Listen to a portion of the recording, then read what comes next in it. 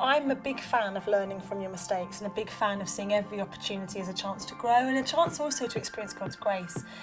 So I think often life isn't straightforward because actually God has so much he wants to reveal to you, and also he's in the business of shaping our character, of making us more like Jesus. And when you're a leader, it just so happens that often the way God does that is through your leadership stuff. And he really is invested. I think God, I've definitely picked up that God is invested in me growing in my Christian maturity, as he is in helping me make decisions about the charity that I run or the role that I'm in. And that has been quite a big lesson to learn, I think, the inner life of a leader. I think as well, I have had some times where I've absolutely felt a total failure and everything has gone horribly wrong. And I think one of the things that I do wrestle with still is the imposter voice, the voice that says, oh, well, that's just proof that you're an idiot. And that's just proof that you've got it all wrong anyway. And now everybody else knows. And I remember one instance where I don't, you know, I sometimes in my head the mantra goes, well, you're a woman, so don't be too emotional and you've got to be a bit like the men.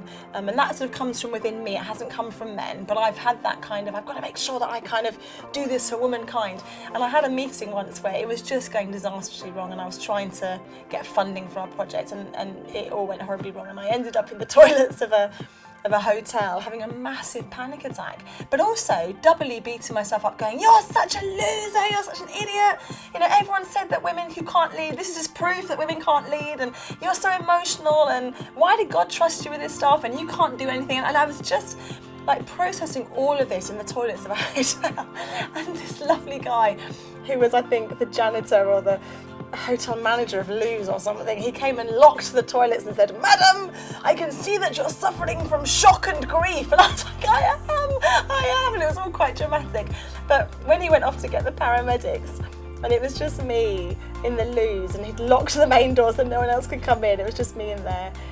It was one of those moments where I just felt God say to me, Rachel, will you just stop now, and will you just let me speak to you and just let me tell you what's going on. And I didn't have any massive revelation, but I think we're often brought to that point where we have to face who we are, and actually we need to connect with who we are before God. We can't be anybody else before God other than us. We can be other people in front of other people, but actually God's the one that we can't be anybody but ourselves in front of. And that was life-changing.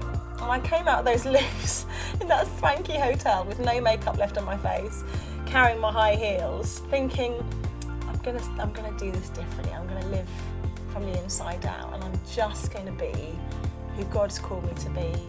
And if that means laying down stuff, that's fine.